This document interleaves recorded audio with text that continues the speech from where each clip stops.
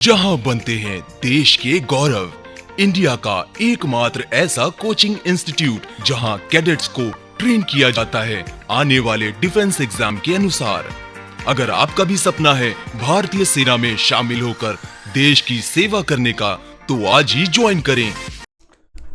Welcome to त्रिशूल defence academy. आप सभी विद्यार्थियों का हार्दिक स्वागत और अभिनंदन करता है। जैसा कि बच्चों, इस समय आप सबके लिए क्लास 6 के सैनिक स्कूल के विद्यार्थियों के लिए ऑनलाइन कक्षाएं शुरू हो चुकी हैं और आप सभी विद्यार्थियों को प्ले स्टोर में जाकर त्रिशूल डिफेंस एकेडमी के ऐप को डाउनलोड कर लें और हम लोगों से जुड़ें ताकि आपकी सफलता सुनिश्चित हो सके। तो आइए हम लोग रीजनिंग के कुछ महत्वपूर्ण प्रश्नों को लेकर आपके सामने आए हैं और ये रहे आपके क्वेश्चंस। जैसे है यहाँ गोट, पपी, काव, बुफेलो। यहाँ पर देखिए ये आपके क्लासिफिकेशन चैप्टर का ये क्वेश्चंस है भाई। क्लासिफिकेशन जिसको आप बोलते हैं वर्गीकरण या ऑड मैन आउट, विषम छांटना। इसका मतलब है कि यहाँ पर 4 चीजें दी गई है, इसमें एक को आपको डिफरेंट करना है, वह कौन सा है? काव, गोट, बफेलो और पपी। यहाँ पर देखा जाए तो बकरी, गाय, भैंस, इनको अगर छोड़ दिया जाए, ये किसी ना किसी चीज के बच्चे को दर्शाता है। पप्पी मींस पिल्ला, कुत्ते के बच्चे। डॉग्स का बच्चा है, ये बच्चे को दर्शा रहा है। इसका मतलब ये हुआ कि यहां पर ये बच्चे को दर्शा रहा है, बाकी ये बच्चे को नहीं दर्शा रहे हैं। यहां पर इसलिए क्या है कि यहां पे ये डिफरेंट हो गया। नेक्स्ट, यहां देखिए आंख, टंग, नाक, ब्रेन, मस्तिष्क को छोड़ करके बाकी ये सब जो हैं आपकी ज्ञानेंद्रियां हैं। ज्ञानेंद्रियां टोटल 5 होती हैं और वहां उनमें ये 3 हैं और ये मस्तिष्क जो है आपका ज्ञानेंद्रियों के अंतर्गत नहीं आता है। इसलिए हमारा ऑप्शन नंबर कौन सा सही होगा? डी होगा। इन नंबर को पहचानिए। ये नंबर क्या है? नंबर आपको देखने में महसूस हो रहा है। ये नंबर क्या है? किसी नंबर का क्यूब है। किसका क्यूब है? 3 का। और ये क्या है? 4 का क्यूब है ना। और ये आपका किसका क्यूब है? 5 का क्यूब है। लेकिन यह क्या किसी नंबर का क्यूब है? नहीं है। ये बल्कि क्या है? किसी नंबर का स्क्वायर है। इसका मतलब इनका नेचर एक जैसे है कि ये नंबर किसी न किसी नंबर के क्यूब है, लेकिन ये क्यूब नहीं है। इसलिए हमारा ऑप्शन कौन सा होगा? डी। इन चारों में डी का नेचर अलग है, इसलिए option number D correct answer. आगे देखिए, यहां पर ये नंबर आपको दिए गए हैं। ये नंबर अगर आपको दिए गए हैं 11, 13, 15, 17, तो यहां पे नंबर को पहचानिए। What is the quality of the numbers? Number की स्थितियां क्या है, नंबर की क्वालिटी क्या है, नंबर किस टाइप का नंबर है, ये आपको पहचानना पड़ेगा। तो अगर हम लोग देखें यहां पर, तो ये हमारा 11, 13 और 17 ये हमारे सब क्या हैं? प्राइम नंबर कहलाते हैं। कैसे नंबर हैं? Prime number. हिंदी में अगर हम बात करें तो इसको बोलते हैं अभाज्य संख्या। अभाज्य संख्या क्या होती है? ऐसी नंबर जो एक से या तो खुद से कटे, बाकी किसी और नंबर से ना कटे, डिवाइड हो, तो ऐसे नंबर को हम प्राइम नंबर बोलते हैं। बाकी ये आपका क्या है? डिविजिबल नंबर है, भाज्य संख्या है ना। ये भाज्य, और भाज्य है तो किससे? देखिए 3 से डिवाइड हो जाएगा, 5 से डिवाइड हो जाएगा। इसलिए क्या है कि इसको हम लोग भाज्य संख्या बोलेंगे और बाकी सब क्या है? आपके प्राइम नंबर है। यहां पे देखिए ये जो लेटर्स दिए हैं, इनकी पोजीशन वैल्यू आप देखिए। एक्स है, एक्स कितने नंबर पे आता है बेटा? 24। वाई कितने पे आता है? 25। एच कितने पे आता है? 8। डी कितने पे आता है? 4।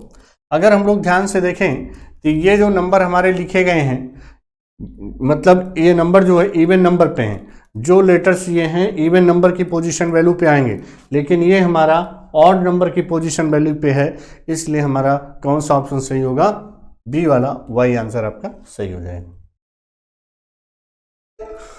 अगला देखिए,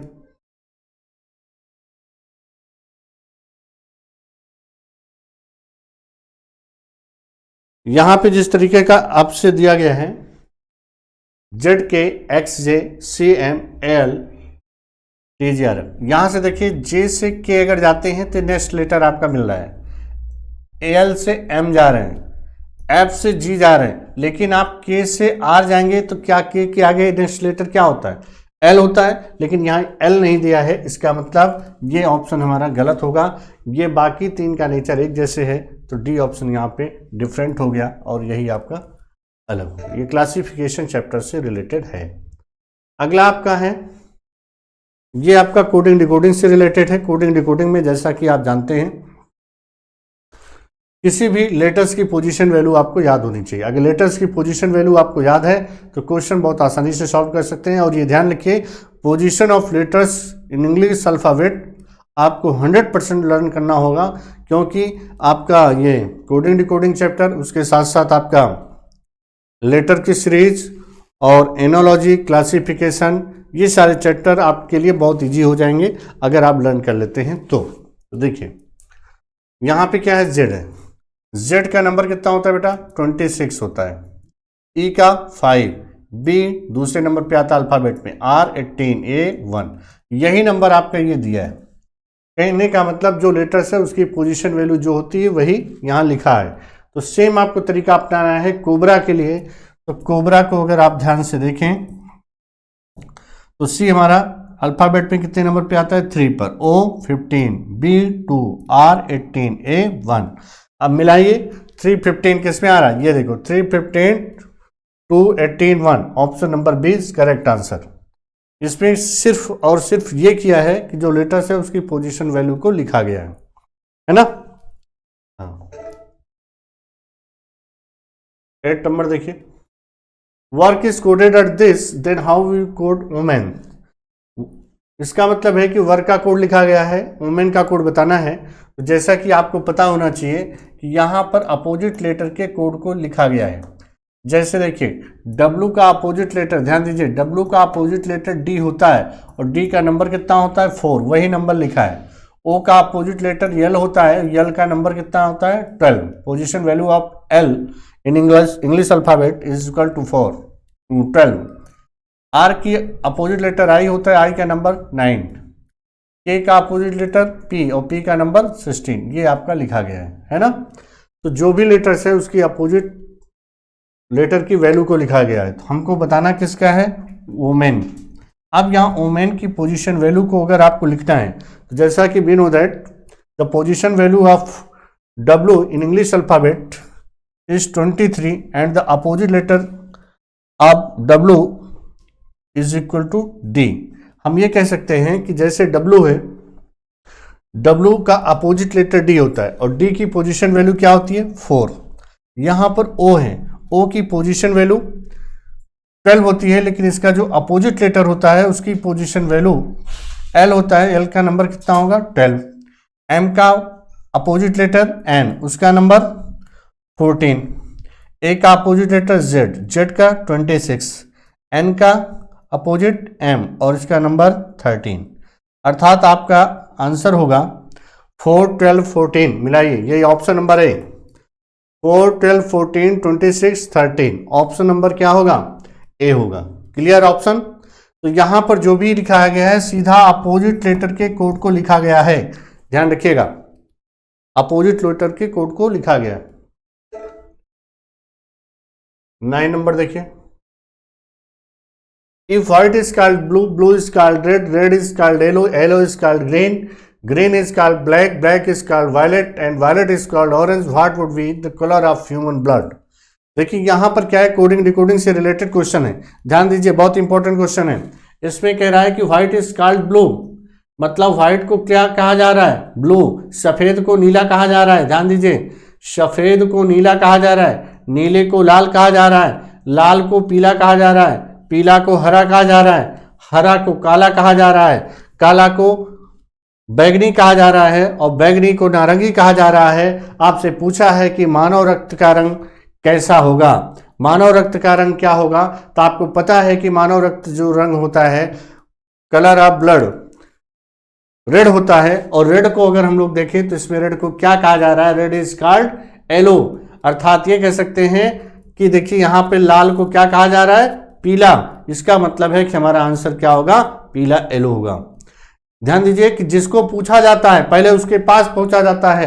जैसे कलर पूछा गया तो कलर रेड होता है, रेड के पास पहुंच जाइए और रेड पर पहुंचने के बाद आप देखिए रेड को क्या कहा जा रहा है, और रेड को जो कहा जाएगा वही आपका आंसर होगा, और हमारा आंसर क्या होगा? येलो।